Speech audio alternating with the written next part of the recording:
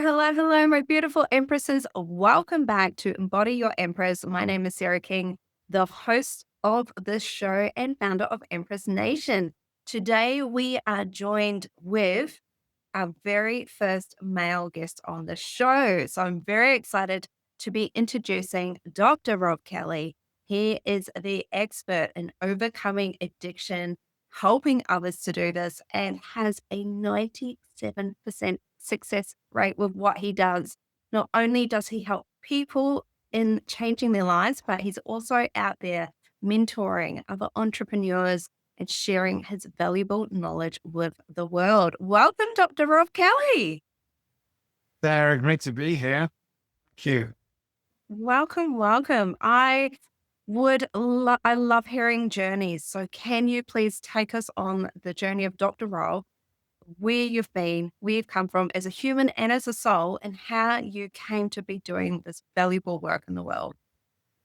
Well, I was born in the UK, just in case you think my accent is from East Texas. I was born into a low working class family, not much money, but plenty of love. Took my first drink at the age of 9 on stage with my musical family. I was a musician I got my first guitar at 3 years old. So my family are all musicians. So I was on stage, 9 years old, playing the bass guitar with my aunt and uncle. And there was a nervous spot because there were so many people in the audience. I freaked out a little bit. And it come off, and I said to my uncle, like, I don't know what's going on, and I'm scared. And he said, here, take this, drink this, which was a beer. So I drank it really quick, and the whole world changed right there and then for me.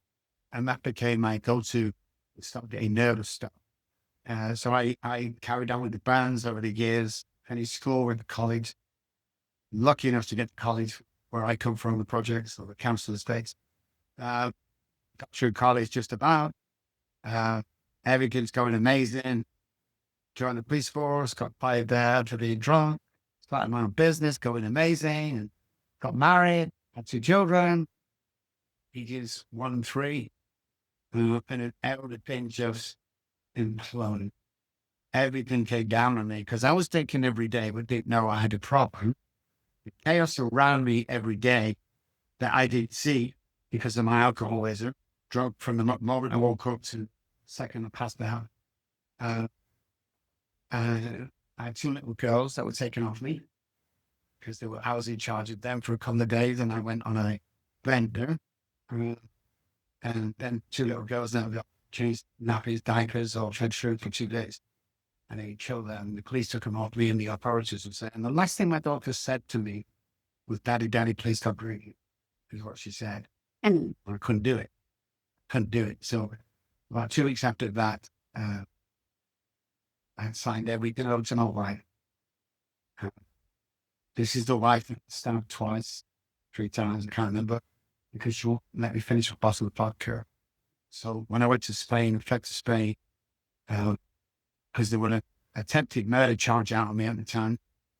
All things were dropped. I came home 3 or 4 months later, and that's when she left with everything, and I became homeless.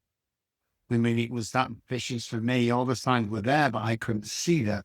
So people say definition of insanity is doing the same thing over. I do not agree. I think the definition of insanity is me not being able to see my own truth because I couldn't see what was going on. It was obviously insane. We've proved that over the years and our studying and our research we've been doing around anything to do with sight. So yeah, I was looking around on the streets. Sad, lonely, abandoned. I was about 26, maybe. And I just wanted to die on the streets. And that's all I had, you know. After dying twice, a couple of people saved me. The paramedics saved me, and I hated them men for that because I just didn't want to live. I really didn't want to live, and I tried so many times, cutting my wrist, jumping the building. I even tied myself to a rail track one day, and the train went the other way. It's just almost laughable towards the end. But then I had huge spiritual awakening one night that got me off the streets, and it's been a journey of amazing happenings ever since that. I mean, so I ended up in America 20 years ago. The idea was to come in 3 weeks only to work with a church, huge church, mega church in Dallas, Plano, to work with their youth ministry. And I just noticed the second I got off the plane, because it was one of them walk down the stairs plane back in the day. And as soon as my foot hit the American soil, I knew I was never going to go back home again. And the rest is where I am today. Just been, it's very important to work with people, very important to save people's lives, change people's minds, put families back together again. I have 4 businesses, and I live in the dream, man. I mean, people say, how you going to say live in the dream instead of dreaming and living? Because when I was on the streets, I didn't see anything like this. I dreamt of one day. I was begging to God, please, just give me one day with any family, not even my family, any family sat around a Christmas dinner, just eating with silly hats on, laughing and joke. Just one. I want 1 hour, God, 1 hour with that. So to end up here where I am is just an absolute miracle. It's beyond human aid. I know that I can't have done this on my own. So my journey has just been, I get up every morning and I'm excited now as I was 20 years ago when I came here. I'm excited about working with patients, excited about seeing people get well. I love talking to people, encouraging people, blessing people, monitoring, praying with them, whatever it takes to change a human being in front of me that day. That's what I'm going to do. So my aim is every day, and has been for 20 years, is to save a life per day and make 3 friends. Make 3 new friends. And that's it. Hey, wow. Do I get to be one of those friends today? Yes. Yes. Oh my gosh, Dr. Rob. Wow. Like I have tears sitting in my eyes. You are just an inspiration to anyone out there who is finding times a little bit tough, feeling a little bit low or a lot low. Like, let's be honest, because there's people out there in life right now doing it tough, wondering what the next day could look like, if there will be a next day for them. And I just want to thank you for being so open and honest about your journey, because there are people out there going, I'm not sure if I can make it through the end of the day. And it's really important to acknowledge in this day and age, because it can get glossed over, and to know that there is people like yourself out there who can help. There are support systems to reach out, or to be open to them reaching out to you. So going from wanting to give up on life, actively wanting to give up on life, to having a spiritual awakening that has led you to this place where you are now the person people go to and get well with, is such a massive blessing in itself. What was your spiritual awakening like? What was that pivotal moment that went from, I can't do this anymore, I can't see another day? Well, I won't tell this story, Sarah, for about, I want to say 20 years maybe, because it's that crazy. But I'm here as living testament, and people I work with now, it's not college, it's life experience. And what John, remember a guy called John Guys? Just remember John for a second. I'm coming back to him. It's early hours in the morning. It's pouring down with rain. It's about 1 or 2 in the morning. And where the factories and office blocks are, so there's no houses, no people walking, no cars. And maybe I just dropped to my hands and knees and I started to cry like a baby. Now, you know, that aching cry, guys, from the stomach, was sobbing, cry was sobbing. I remember looking up to the sky, and the rain hitting me in the eyes. See, I wasn't crying because I lost my children or my wife or my houses and cars. And I was crying because the first time in my life, I was 28 years old by now, I realized I couldn't stop drinking and that everything had been my fault. And I had disease. And I looked up to the sky and said, if there's a God up there, I can't do this on my own. And me, now my priest molested me. I'm not believing God, you know, especially the way I was living. That's what I said. 30 seconds later, seemed the middle of nowhere. Guy walked around the corner. His name was Derek. Derek was carrying a Bible in his hand, a little tiny Bible in his hand. His story was that he left these Bible study meeting, and somehow he missed his last bus home. So he'd been walking an hour or so, which he'd never walked back from there. He took a shortcut that he's never taken before. He comes upon me and he said, "You need help?" And I said, "Yeah, I'm an alcoholic and died." And he says, "I'm in recovery also. I'm a Christian. Would you come up to the house, bathe, I'll feed you and everything?" And I said, "Yes." So we went back there and he let me bathe for the first time. Got some clothes on. And he said, "You can stay here for as long as you like, well, because there's a reason why this has happened, but I can't have you drinking in the house. So you need to come to the AA meeting with me." And I said, "Derek, I've been there. I hated that meeting. I don't like him at all." And he said, "Well, Rob, I can't have you drinking. You have to come to the meeting, so you can't stay." So I went the next night to the meeting. And sure enough, I'm sat there are 20, 30 people in this room. And the war story started. I drink this, I drink that, and they're there. Most people are miserable. And I was just going to get up and walk out. When this guy said, "My name's John, I'm a recovered alcoholic."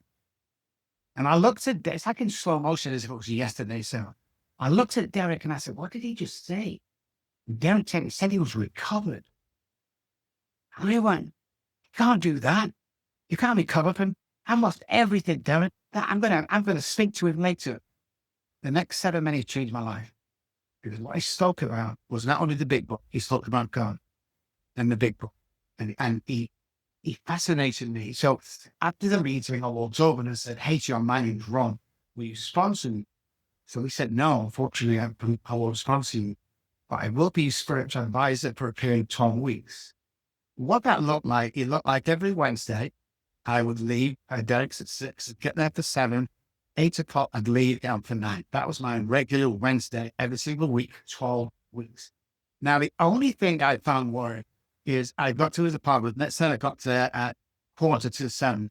I could not go up until 1 minute. I could walk up the stairs and knock on his door. I said, "Whatever you do not knock before 7 o'clock. I thought, well, he's probably got another meeting going on. I don't know. And at 8 o'clock, no matter what we were doing, or 1 minute to 8, we've been mid-conversation. So he go, "Okay, Rob, it's time for you to," he's walking to the door, and I thought he was a weirdo. But what we talked about is philosophy, God, and we talked about some amazing stuff. And on the 12th night I was with him, was my last night with him.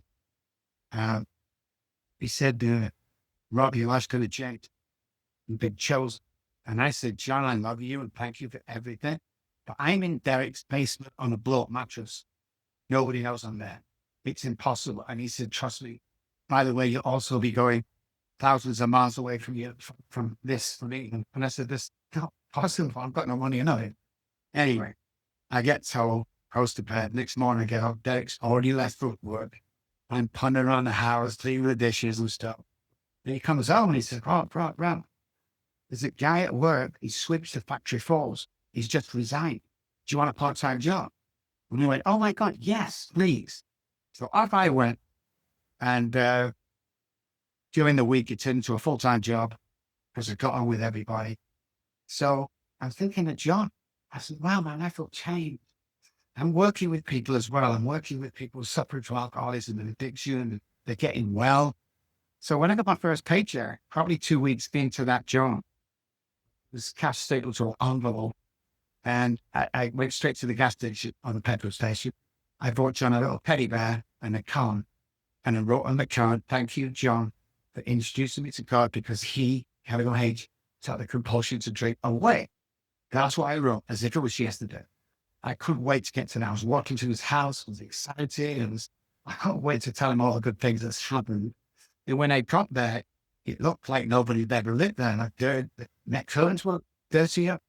Anyway, I'm knocking on the door, and I look at the right door. The lady came up on the right-hand side and said, "Can I help you?" I said, "Yeah, where's John?" "Just still here. I've been free with just John who?" I said, "John Lee." And she said, "Oh, well, I'm on night shift, so I don't really see anybody." I said, "That's fine." Look out to the left, and I knocked on his door, and a big guy comes in. "What do you want?" "Where's John moved or something?" He said, "John who?" I said, "John, you made him." And he went on to tell me that if I were to walk, they used to take over that door. If I were to kick that door down and walk in, I would fall 3 flights down. than kill myself. So I'm like, okay, well, these guys are crazy, first of all. So the next day, I went back to the meeting where I first met John, because I've never returned since. And the chairman, Rob, I thank God for that. I thought I was going insane. The big hug. Does John still come? He said, John, who?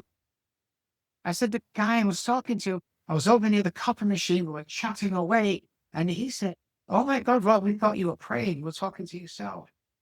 Never found it. But what he taught me, and what I've continued to learn about neuroscience, the same as any mental health illness that we can cure, is directly from here. That's one of the reasons we have a 98% success rate. Oh my gosh, I just got full body chills. Told me to guarantee people can come. Guarantee. God told me to guarantee it. I don't care. I can't say that. It's mid-80s. Try walking into a AA room with saying everyone's going to get. What? But I did. I started calling myself a recovered alcoholic like him. And that part of what he taught me is what I do today. And so it's a healing. It's not, we don't call ourselves therapists. We are doctors who deal with all sides, from PTSD to Alzheimer's to alcoholism. But we don't do it the traditional way. We do it the way I was taught. And we like people that come here for jobs that have not been trained anywhere, but we can train them our way. And then the more neuroscience work we did, we found out that Joe was right. All the stuff he was telling me was right. People didn't know. Imagine going to anybody in the world, right? Do you know the moon? It's actually cheese. It's not, nobody landed there. It's cheese. You get to bite the cheese. You'd be in a loony bin within a couple of weeks. Yeah. That's what I was trying to tell these guys. And they were just like, that's just ridiculous. It can't exist, bro. Here I am today with 11,000 patients with mental health. 20 years. The proof is there, right? The proof is there. Yeah, people from all over the world coming to us because we can cure addiction. Not alcoholism. Alcoholics are born, drug addicts are made with the addicted personality, but we can cure most things to do with sight. We love what we do because we love what you do because you do what you love. Amazing, amazing. There are so many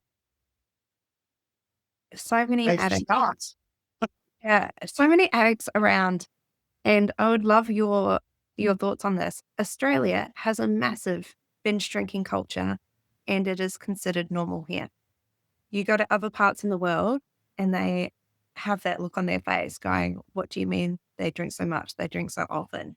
And it really resonated when you said at the beginning there was chaos all around you, but you couldn't see the chaos because that was the normal. So where do you start when someone walks in and goes, Dr. Robb, I need help? Where do you even start with this? So there's a couple of things that we protect ourselves from. So point in working with anybody who doesn't want to work or doesn't want to get well. It just tires the person out, and then you end up in a loony bin and they end up drinking and being depressed anyway. So we have a screening test, or as what we call assessment. So the first thing you do is you call the office, and the office will set you up with an assessment. You go on the assessment, and they will determine whether you are really want this and are ready on 60-something% fail the assessment. So we want to them on. That's the first thing we do. So high success rates start happening because we're very particular. And if we can't work with it, we'll refer them to one place that we know. We also do programs and all that stuff. The second thing that we do is it's a daily occurrence. It's 1 hour a day for a 90-day period. We get homework, we get stuff, we change subconscious brains and working on the addiction, for instance.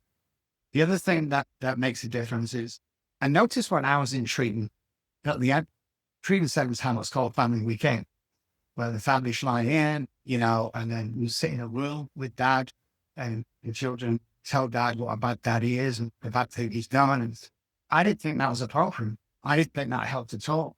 So what we decided to do is, if the alcoholic is the man, let's say the husband, the wife has to come on board for 2 days a week, or any children over the age of 18 is come for 2 days a week.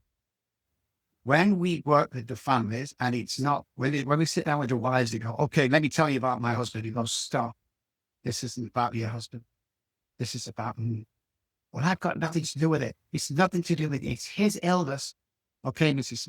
Can you tell me how you allow your husband to come on 3 or 4 times a week and get into a physical fight in front of your children? Can you tell me that?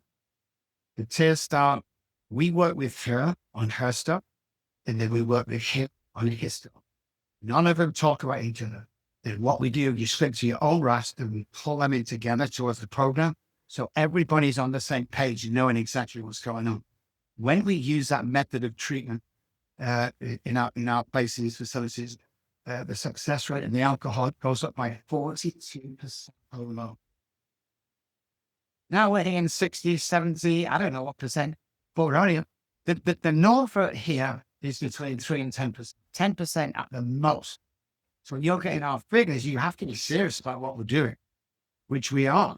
And we don't, alcohol has 1% to do with alcoholism.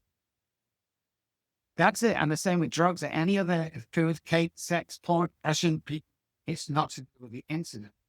It's not to do with the stuff we take. That's 1%. So what it's about, we go back to the mind and the brain. And then we intensely study that for 10 years and find out there is 1 billion times more information that we created out there that tells us 1 billion other ways how we can cure this stuff and get around it. So we have tools like we have the 9-dimensional breath box unit, the headphones and masks, NLP, we have smart experience, we have all the usual stuff. But we truly believe that if you pass the assessment and you come on board, we can cure you. And we build businesses, we build empires with that. So if you just got fired from your job, gone into heavy depression or taking drugs, and you come to us, you don't just come here once an hour. Telehealth is we do most telehealth. It builds you a life. We'll build you, I love making socks. Okay, we'll build you a business around your next socks. It's all part of the deal. By the time you leave, you'll be a working business. Well, you're earning capital, we're earning wages to take you into this great life that we pack to you. This was a holistic approach. Yeah, 100%. We don't. Yeah. That is amazing to walk in the door where I'm sure many people do, and they don't hold a lot of faith within themselves. And then you work with them and their whole lives have been expanded. That is incredible. How much of what you do, so there's the neuroscience aspect, how much of it is faith and hope in themselves? Okay, so yeah, that's really good. I'm not religious. I've never read the Bible. I was a chorister in the choir when I was younger, but I know I need to be here on a Sunday at 10 o'clock for God to hear my friends. He is my brother every day. So I'm a spiritual guy, believes in God, believes in Jesus. Not interested in the Bible. I'm interested in how I can communicate on a daily basis to him. So we do call it, I've never seen a real alcoholic that's an atheist. I just haven't seen one. If you're out there, great guys, and he's doing it all. I'm just saying that the research we've done is this. When we get the neural pathways to change in the brain, so we're repatterning pathways away from some and overloads. And we have what's called a spiritual awakening, where the energy in my mind connects with that higher energy, our DNA changes. So without being able to have that connection, you're not going to get one. Well, that's it. That's our research. We're years ahead of everybody else. So people go, I've never even heard about this. What's this? What? You don't know what he's talking about. Yeah, we do. Google me. We do. And I say that politely, not arrogantly. We've worked bloody hard over the years to find out stuff that nobody else is doing. And the reason nobody's doing it, Sarah, is there's no money in recovery. There's no money. Unless American can give you a pill or send you to Beaton Central Hospital, you're not creating revenue for them. So we're looking at the lost people. Before you go running to the doctor saying, I've got depression, before he writes you that prescription for a false serotonin, why don't you ask yourself why my serotonin is low in the first place? Nobody's doing that. We have this Exactly. Right. like everything going on. Why don't we take a step back and go, instead of the Band-Aid fix, which is the revenue maker, why don't we step back and go, what is it first? Oh, amazing. Body can heal itself most things, but the mind can emphasize that by a billion. Once we get a buy-in from the mind, so the mind controls the brain, hence mind over matter, the brain's matter. If we can train this guy first thing in the morning, we get up to train or control the brain for that day, help we really do anything we want to do in the world? The answer is yes, and yes. We can create this mind that programs the brain for that day. There's some work around it every morning, takes about 3 minutes. But you can do it. You can be anybody you want to be. And you literally do. Because my biggest thought there is I would have hated getting to 70 or 80 years old, looking back to my life when I was 40, and realize there's nobody watching, and I really could have done anything I wanted to do. That is what the gift is today in life, is realizing that your life ain't yesterday, but it isn't tomorrow. Your life is right now. My time, 2:27 p.m. It's now. If I'm not making the best of this moment now with you, I'm here, Sarah, I go drink. Go drink. You're wasting your time. Always got to do that. Always got to be beneficial. Always got to live in the moment. And you'll see things from all over the place come to you. We get people coming with depression. After treatment, a couple of weeks, I got a new job. I can't believe I got a new job. Oh my God, I found a boyfriend. But then things were already there. So that you couldn't see that. Because of all the trauma in your life, this was you. When you check these off, you realize, wow, the world is amazing. That we can get so caught in that tunnel vision. And when the moment you choose to allow the blinkers off, it is such a gift in the world. And when you start to speak into that and you share that with other people, and they might think you're a little bit crazy to start off with, and they start doing it themselves, like that's the ripple effect, because you are sharing that gift, that everything is already there. Everything is available when we are just here in the moment. That is so amazing. Dr. Robb, great. You're very passionate about the research side of things. And like you said, not many people are doing it. What made that such a valuable, important part of your work? I knew there was something different with the mind and the brain. I knew by my dad and my mom and all the people around me, by them saying you have to stop drinking because of your children, why wouldn't a normal, sane man do that? That was the thing. There's more to the brain than we think. It was never classed as a disease back in my day. It was a matter of self-worth. If you just get up and do this and that. The more we studied it, when I got the street, Sarah was angry. I was angry because I'd lost everything and nobody could tell what was wrong. Oh, you're an alcoholic. Great. What is an alcoholic? Well, it's just somebody who drinks alcohol. Wrong. What's wrong with me? Well, we don't know. We don't. They didn't know about the disease. Didn't know about all the parts of the brain. Didn't know that alcoholics were born. So I came into this to prove a point to me and then later to other people that what you think the brain is probably a 1% of what it does. And you can make it do. The brain and the mind work for us. It's not the other way around. If you find yourself in a bad situation, what's your part in that situation? Did you get in a fight? Did you throw your husband out? Did you then out? Did you cheat? There's always a part that you play. When we recognize that part, we can start rebuilding our life from scratch. I started from scratch 3 times. First one, when I was drinking heavily, I sent everything over to my wife because of the children, walked out with £100. My second, it was in Dallas, Texas. I left everything and walked out with $100. I'm not going to lose it again because I'm settled in, and I'm married for the right reasons and in the right place and do the right thing and get back and all that stuff. Yeah, it's just if you don't have the research, people don't believe you. And to put my program over to other people, guaranteeing that they'll get well, they don't believe it. But when we start looking at all this, we spent $1.5 million on research fees and tests and trials and all that stuff. With everything I say today, we try and test everything. We never go on other people's tests. I wanted to find out about depression. I wanted to find out about isolation. When we start to drink, we isolate. So we were allowed to do studies on death row. You were working for the FBI, I think, that month, and they allowed us to go in. And what we found is over a period of a month, we watched people, and one or two went to the chair or the electric heavy needle.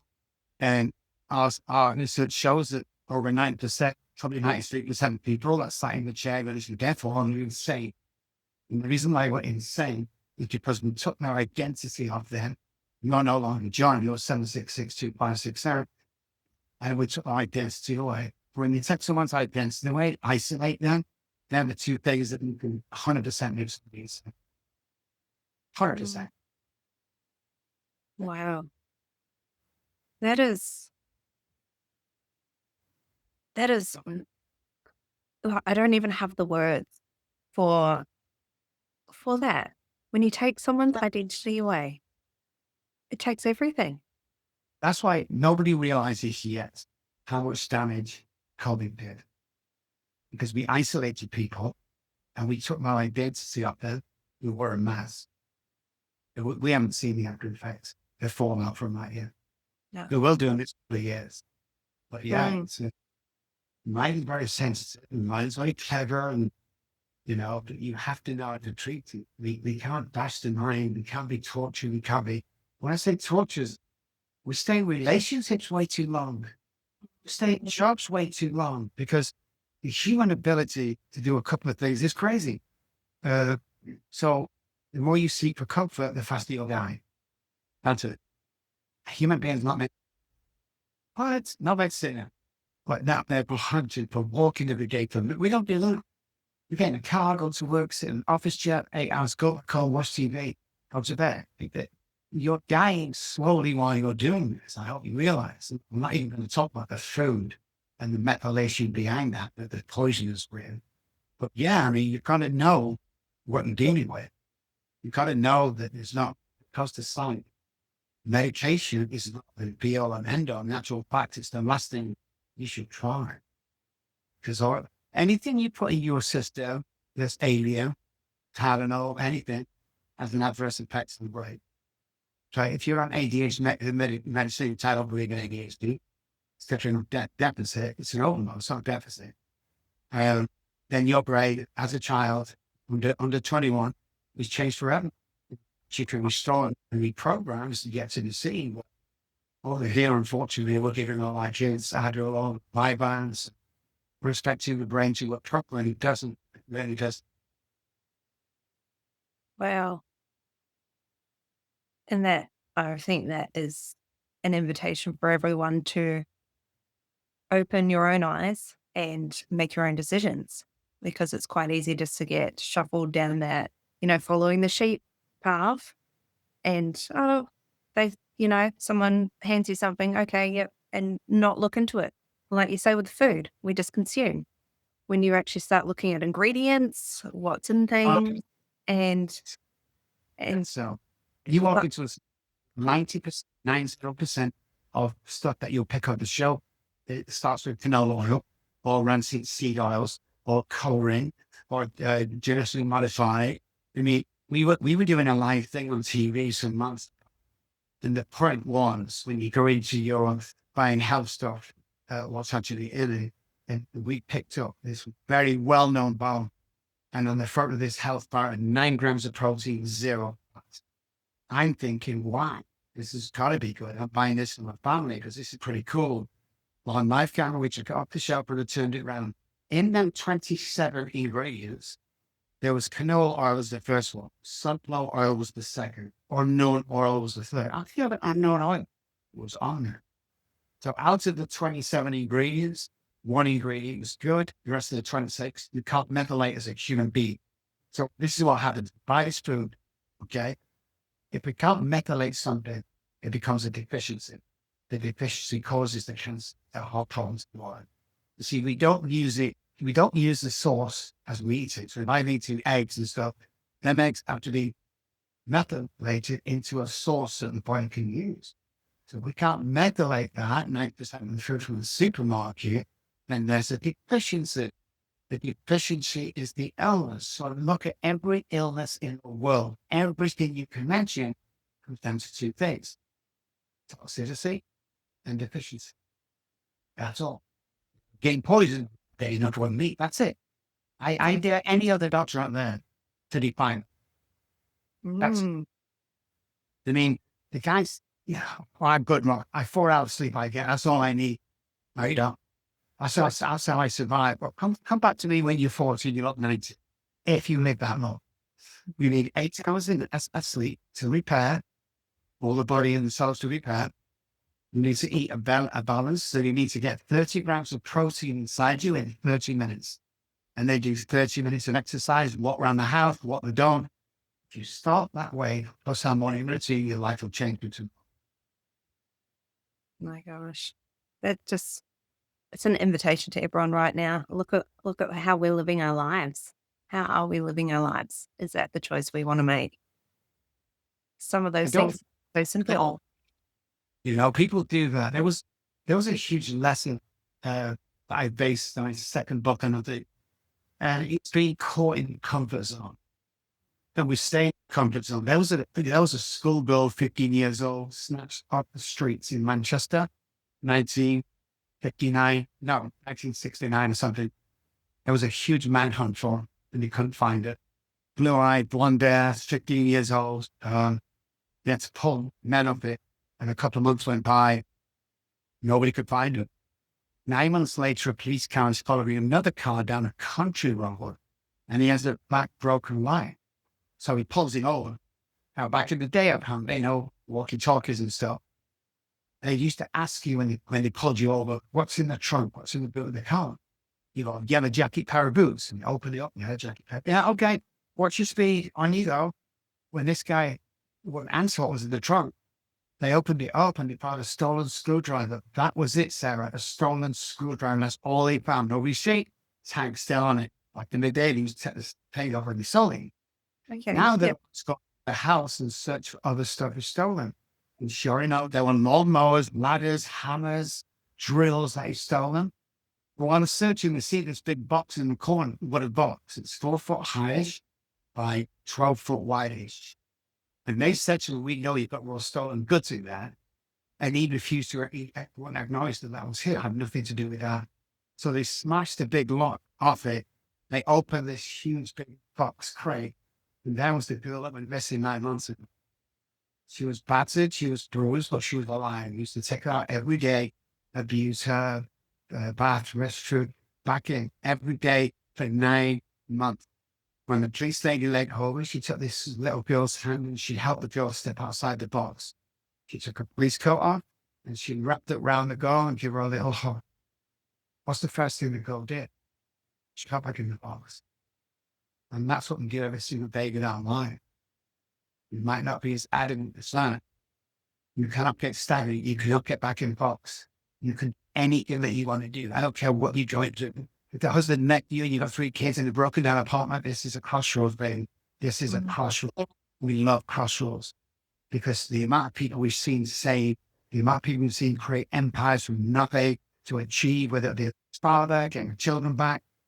There was always this thing that was in the back of my mind that I found faith and success when I came over here. And the only thing I yearned for is my daughter. She was, I don't know, she was in 10, 11, something like that. And both of them around that age. Because I've never seen her again. Didn't know where they were. My mom disowned me, they disowned me. 4 years ago, and I knew I'm working with people, we have a sliding scale.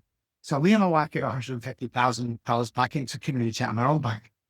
And we're always, everyone carries a pro bono here. If you're a vet, you never pay. Like all that stuff. And we've been like that for 10 years since I met Jenna. 4 years ago, being in the middle of the night. Well, I'm a concierge doctor, which gets to mean I get to work with movie stars and stuff. But when they text, I have to answer. And usually when they text, listen, get to the airport within 30 minutes, there's a private plane waiting for you. That's my job. That's what I do. I look, and it says Charlie. So but eldest is Charlotte, and we called it Charlie. And I looked at it, and I said to my wife, oh my God, this is my daughter. So she jumps up and she said, We're both screaming and crying and, oh my God. And she said the first words, hey, Dad, call me, Oh, call me Dad.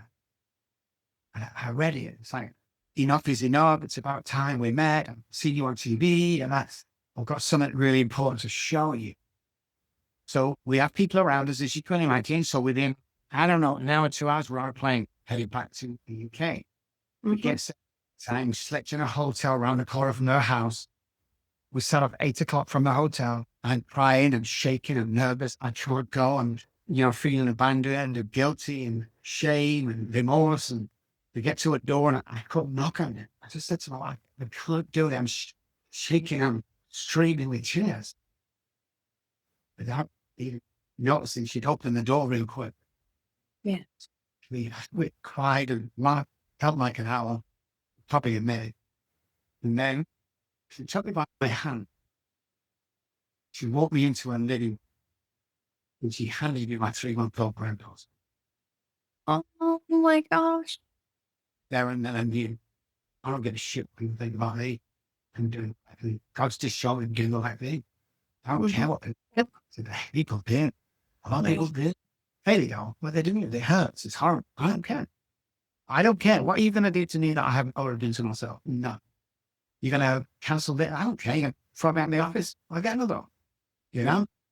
Because I have everything right now. And then 4 or 5 weeks ago, my youngest daughter texted me after all them years and we're meeting her January, we go over to England again. So everything's, Now, my first daughter, we sent her back to school because she sees what we do and she wants to, she might lead counsel in my Manchester, UK office.